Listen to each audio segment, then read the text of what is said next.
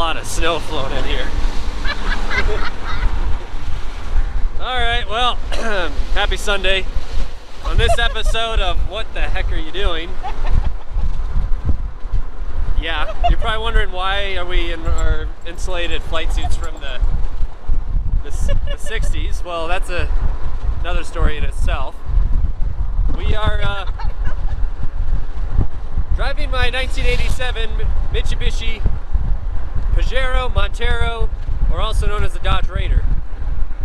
And it is 21 degrees out right now. Wow, that's not ideal. Oh, you are covered in. Otto, what are you doing? There's a lot of snow back there. There's a lot of snow everywhere. This whole dash is just covered in snow. Yeah, we are swimming in snow. Alright, so you're wondering what the heck are we doing right now? It's 21 degrees. I've lost my left glove for some reason. Oh, no. And why are we dressed like we're about to circumnavigate the Arctic Circle? Well, let's start with what we're driving. This is my 87 Mitsubishi Montero, also known as a Pajero in the JDM side, or in the American side, the Dodge Raider. They're all relatively the same vehicle per se, give or take different motor variants. This one I picked up this summer, and yeah, there is no roof, and it is literally covered in snow because we just got dumped with snow. Why are we dressed like this, number one? Well, in a week we're getting ready to set or attempt the world altitude record on paramotors in tandem, and we're cold weather testing some of our gear right now. So we're driving in a vehicle that A, has no windows, no heater at all, lots of hopes but nothing, and it's a perfect candidate because we're driving down the highway and going on a drive in frigid temps to mimic what it would be like flying at high altitude in a paramotor in the relatively same temperature frame. So that's why we are in our cold weather gear, seeing if there's any points of weakness that we need to address before doing the flight attempt next week. So yes, but I had to do a video on this guy because, well, why wouldn't you drive a topless vehicle with no heater or windows in freezing temps? Because there's places that we can try to off-road, and I wanted to I wanted to do a little video on this vehicle. Let me do a walk around of this thing really quick. Give me 1 second here. Oh, there's my glove. Found it. Now, I like these because A, they're cheap. I paid $750 for this thing, and I've stuck some money into it, but keep in mind there is no door panels. There's no windows or any of that. The windshield looks like it went through Afghanistan. But it's an absolute hoot to drive. And I mean, to me, it kind of looks like a mini Ford Bronco. I got my motorcycle carrier on the back. This color is actually known as a Land Rover Keswick green. I painted it. It used to be white. But this is what a Montero, Pajero, or a Dodge Raider from the 80s looks like. And, you know, people often ask, well, it's a Mitsubishi, are they reliable? Would you daily one? I actually dailied this for a decent amount of time this summer, just because it was really fun to drive with no top in the summer. Obviously I'm doing this video in the winter, freezing, but overall it's just a really fun vehicle to drive. It's a 5-speed manual. It is true 4-wheel drive with lockers. This one has a 2.4 liter, hey bud, 4-cylinder, and I'll show you that real quick. And you can get in 3 different motor variants. American side, 2.6 liter, not 2.4. 4-cylinder, which is, I think, one of the better engines, but you could also get it in a V6.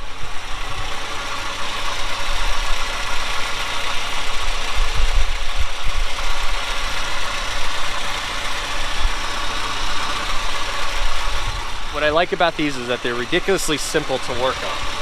It's a carbureted inline 4, maybe makes roughly 100 horsepower if you're lucky. Hilariously, these are very common on forklift power plants back in the 80s. So this was a common forklift engine. they're really reliable. Are they maintenance free? Well, no. They do tinker. I had a weird cork with the alternator not charging and then charging, and now it's charging today. Right? Yeah. Yeah, you barely move. So why do I like these? Well, they're compact. They're easy to work on. They get relatively good gas mileage. And probably the most important part about them is they're absolutely incredible off-road. In my opinion, may surpass what like a Land Rover Discovery does because of the sheer size, but overall I think they're a very, very good off-road capable vehicle right out of the box from the factory. This is no lift kit. This just got bigger tires and 5-speed manual with the 4 high and 4 low, and we'll try a little. We got some off-road stuff here. I wouldn't really call off-road, but it's in the snow, it's muddy, and it's a steep climb to show you how well these are, because in 4 low these absolutely dominate. And I would say that that's probably the main selling point of these is the price, very inexpensive, and their capabilities on and off-road. It surpasses many other vehicles far more because of the price range that they're in. So well, let's go for a little drive here, and you staying warm in there? There's a lot of snow back there. Yeah, it's actually Nugget, warm. how you doing? There's a lot of snow. As you can see, for $700, my concern of the interior is not very high right now, is it? Nope. Look how perfect some of these snowflakes are. Can you see them? I'm gonna go up. Oh, this is pretty good. Another cool factor is this has a factory tilt, like this whole gauge cluster is factory. Oil pressure, battery output from charging, and then an actual, I don't know what the best way you want to explain this, shows the actual tilt of the vehicle and how many degrees plus or minus that you are doing. And I think that's pretty neat to see. You don't see that a lot anymore. 5-speed manual with low. So we are actually going to go into 4 low. I'm going to test it out, see if we are, yeah, we are in 4 low now. We're going to see how it does on this hill. Let's see who's like, Wish us luck. yeah, wish us luck here. Here. I think so.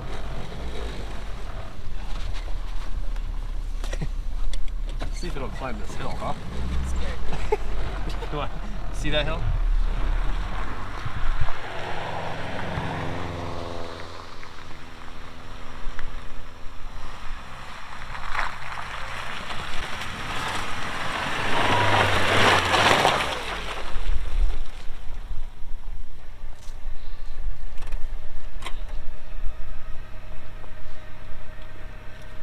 Sweet. That's a Mitsubishi Montero for you. Shirt on your face. Am I covered in mud now? On your face. Okay. Tainted by the Montero. Do you want me to get it? Nah, I'm just gonna keep it. It's good detail aesthetic. So, if you're looking for one of these, expect to pay. Wow, I really do got mud everywhere, don't I? Yeah, it looks like I got pooped on by a pigeon. Expect to pay for a good, nice one, maybe $3,000. But I also see I'll be dang, all the headlights work too. I see them at multitude of price ranges. Like $750, $1,500 is about the average that you expect to look for one. If you're like, can you get easily parts for them? They're getting harder to find, but they're still easily found. Especially eBay, boneyards. Like I said, 3 different engine variants. 2.6 liter 4-cylinder. I believe it was a 3 liter V6, maybe 3.2 liter. And then the JDM version, the Pajero, had a turbo 4-cylinder, which primarily was most made famous in the Dakar rally because it won multiple years. That's why these kind of appealed to me when I first saw it pop up. These normally have a hard top. This has had the roof cut off and a cage welded in. Normally it is just a hard top, and you'll see in this photo. But whoever had this before cut the cage or cut the roof off, put in a cage. I put the soft top on, and yeah, for the price point, they're just a hoot to drive, in my opinion. And you don't really stress out about breaking something because it's easy to fix. And I really have done nothing to this except an oil change and put a lot of miles on it. I probably put 1,000, maybe 2,000 miles this summer. hauled the jet skis, so yeah, it makes a great daily. If I was to advise when looking for one, if it's running versus not running is obviously a good thing to consider. A heater, windows might help, unless you're in a perfectly good weather zone. And if you're having a little bit of mechanical inclination is how to fix some stuff. These are not maintenance free. They do require some maintenance and tinkering. Stuff will break, stuff will make you be puzzled, like my alternator issue, which now is miraculously fixed. I don't know why. It was not charging before. But overall, for the bang for the buck, they're an absolute riot. And there's a really good following on the internet as far as other owners go on the Dodge Raider and Montero group, which in my opinion makes it even better because you have a lot of references of what to do, how to do preventative stuff, what other mods make the vehicle perform even better than from factories. So, and like I said, this is bone stock, except the bigger tires and somebody cutting off the roof and putting on this ridiculous cage. So hopefully you enjoyed that. Obviously we could go drive some more around here. It's a little icy and snowy and my options to off-road aren't great right now, but I'll do a video in the future of actually doing some serious off-roading with it. And at least you got an idea of an 87 Dodge Raider, Mitsubishi Montero, or Mitsubishi Pajero. Relatively look the same. And they kind of look, wow. What are you doing in there? All right, that's it. We're putting snow where the sun don't shine. And Otto is more than content in his little snow villa.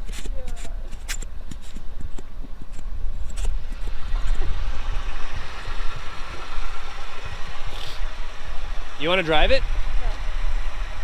I'm dying. Oh, okay. Yes, I want to. I mean, I was going to say you could do donuts if you wanted.